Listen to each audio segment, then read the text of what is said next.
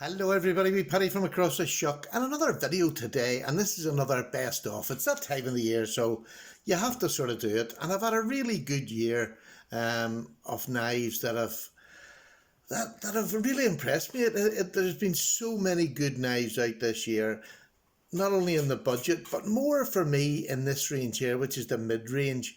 I have had some cracking knives that will be with me forever. They're just such good knives. So I'm not going to hang about. I have 5 knives here, which are the best of this year. The best of, there's been quite a few, but this is 5 of the best of. And then over to the side here, I have the best knife of the year for the mid-range price. Now the mid-range price is quite big. It's from 30 to 150. Normally I don't have knives that go on the other end, but I have. I have this year, which is exciting. But I'm not going to do that video until after Christmas because I know what I've got coming on Christmas Day and I don't want to miss that. It's not that I know it's going to be. Look, I've seen reviews on it. I know it's a good knife, so I'm not worried about that. But I'll maybe do that in the new year. But this is the mid-range knives. And these are available all over the place. I'm not going to put details of where you get them. Again, I live in Northern Ireland, so I get mostly my knives from Heine Haynes. But a couple of these are from... you can't get this one over here yet.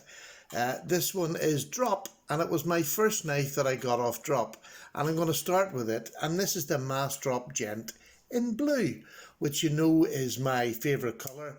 This is an amazing, simple little knife. It's from the Ferrum Forge boys, but that blade shape, the drop point, is just beautiful. I love the satin grind they'd left on this blade. Now this was made by we for the boys at Ferrum Forge, and the only thing that it has on it, to let you know what it is let me just get that in there. Come on, machine. Oh, it's not gonna. There we go. It just says Mass Drop and S35VN. And believe you me, it takes a wicked edge and it's been really well done.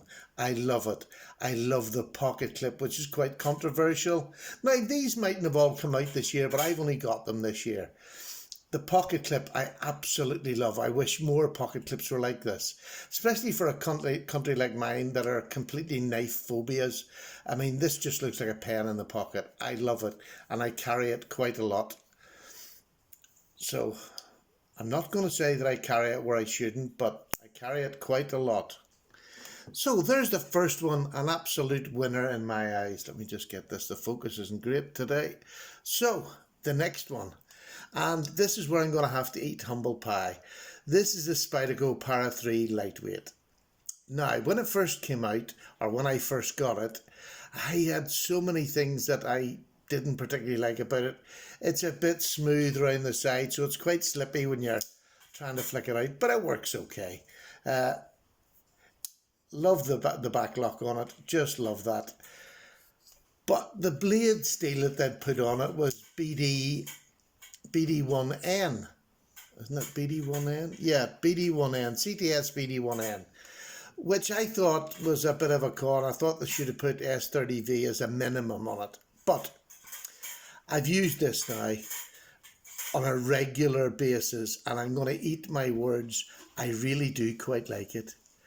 Between the Benchmade bug out, which I use constantly as a medium, knife that most of my medium knives are the ones that I use the most, to be honest with you. So I use the Benchmade bug out all the time, but this is finding more and more time when I've got sweatpants on and things like that I'll throw these into. Really like it, love it, more and more now.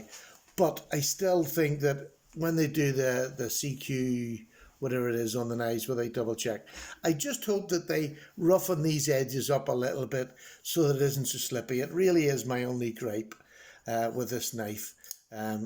Absolutely love it now, but it took a while, and that's okay. Not all knives you buy are gonna, once you use them and you find out they're good for use, then your opinion can change.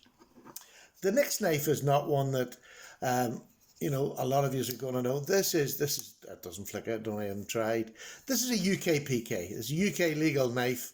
I got this in a trade. I had a previous model, but this was the S110V, which I had never had before, and I'd heard an awful lot of people moaning about how hard it was to sharpen. And well, to be honest with you, I didn't find it that hard to sharpen. I find the edge lasts forever on it. It's an amazing edge, but it's not. It maybe takes a wee bit longer. I don't know. Look, I just didn't have a whole lot, and I've done quite a bit of sharpening on this and use, which is lovely. I love the deep carry pocket clip that's put on this. It's another Spyderco, but it really is a beautiful Spyderco.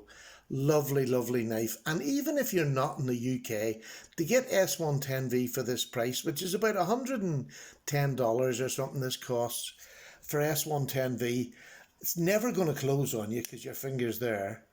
It is so comfortable. It is Spyderco, just, you know what they're like for doing their comfortability. What the hell sort of word is that? It's just, their ergonomics are just amazing. And that, the Spyderco Ukpk, in whatever facet you get it, is a smashing knife. I have it in S30V as well. Now, the next one is probably, in fact, it's not probably, this is my most used knife in the medium price range. This year, I have fallen in love with this Benchmade Proper. Now, it didn't start out that way. There was faults with this, much like the Spyderco Para 3. The Proper had a lot of faults, which I'm not going to go through. I've done videos on it. This came to a point, I've rounded this off. I've put a choil on it. And now, with this taken down here, the choil here, and I can get a full 4-finger grip comfortably. This is, especially for over in the UK, it's a slip joint, but it's just dynamite. I've done so much with it. You can see the edge is absolutely razor sharp, but while you can see it there. But I mean, this is my most used knife. So I've loved this, and I would recommend this to anybody. But my recommendation is definitely the forward choil. If you want a knife that you're not going to worry to hard use it, the forward choil is amazing on it. Really makes it a different knife. So there we go, my most used knife. And, you know, granted I live in the UK, but it's not just because of the slip joint, it's because it's a lovely knife. And last of this 5 is the one that I've just received, and I've just about had enough time with it that I know that what I'm saying is correct. This is the Civivi. Isn't that beautiful? And you know, it's gone out of my head. I know they've given it a name. It didn't have a name when I first got it because Zach had bought this at the show and they hadn't even named it, and he sent it to me, and I've forgotten the name of it. Don't know. Forgot the name of it completely. I'll put it in the description when I'm doing I'll put all the names of the knives in the description. But what a beautiful clip point lock back from Civivi. It's their first venture into this.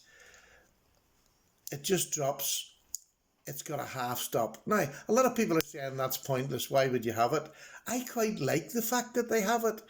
Not that they need it, but they have it. I like that. I like a half stop. I like the noise it makes. I like the security that, you know, even if you drop it, it's not going to come past that point on you.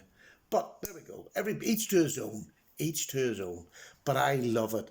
And it is well worthy of getting in my top 5. Since I've had it, I've carried it so much. It's not had hard use because it's not a particularly... Well, I mean, you could hard use it. I mean, it's got all the materials to be hard use. It's D2. It's you know, G10, carbon fibre, lock back. It's secure. You can do whatever you want. But I just haven't, as yet, done any real hard use on it. I've used it and had to sharpen it, so I've used it enough, if you know what I mean. But there we go. Now, I think they're a lovely 5 knives. And I've tended to pick knives. Sorry, that just kicked my camera. I've tended to pick knives that I've used, not just that they're good value. They're knives that I've used and I really enjoy. So, you know, if you're watching this and you want a knife that's been used by somebody, and all these have been used on a regular basis, and all of them are brilliant knives. They just are brilliant. But I'm sure you all want to know, what is the knife of the year in the medium price range. So I shall put these chappies up here.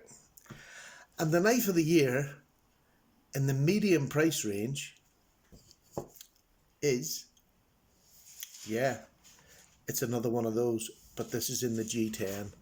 And when I received this, I had this beautiful gift. When I received this, I think it helped me appreciate this knife more.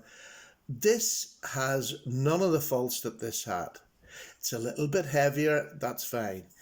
It's nicer in the hand to me. I love the G10. Oh, just get it.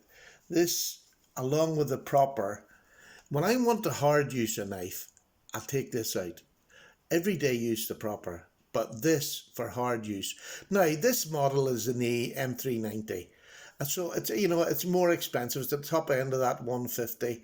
It's a bento box exclusive. I just love it. It's blue. It's probably it's my favourite knife of the year. It really is. Not just probably in this bracket. It's just, you know, as a functional piece of cutlery, as a tool, this has it all for me. It really has it all. It's not a bushcraft tool, but it has everything else. I don't need to go and baton it and do whatever. I'm not going to pry with it. But as a functioning everyday hard use, whatever you want to use it, this to me is better than the Para 2. There you go. That's a hell of a statement. I love my Para 2, but this is better. Just for the size, and it's simply that. It's not that it's got any better material or anything. It's just the size. I just love it. It came like that. It's just an amazing knife.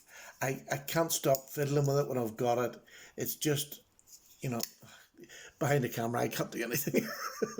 But the Para 3 is definitely in the medium price range. And I know it's the top off. I know everybody can't afford it. But I'm sorry, it's just the best in that category for me, and stands head and shoulders above nearly everything else that I've got in that price range. For me, best slip joint that I've used, that I use a lot, but this is definitely the best overall knife that I've had this year, and that I use, and I use a lot. So there you go, folks. That's it. I hope you've enjoyed it. I hope these knives meet with your approval. And if you're on the fence with any of them, genuinely, that's probably one of the biggest surprises. The S110V, I've never used it. And to get it for 110 in a really lightweight package, and I mean lightweight package, this has been the shocker. Lovely, lovely knife, and very safe if you're worried about slip joints. So there you go. That's me finished. I'll probably not do, and I'm not going to do my expensive knives until after Christmas. I'll do it before the end of the year, but it'll be after Christmas. So thank you very much. I hope you enjoy this, and I shall see you on the next video. Take care. Bye-bye. Paddy's away. Have a wee cup of warm tea. This was done in one take. Happy days. Bye-bye.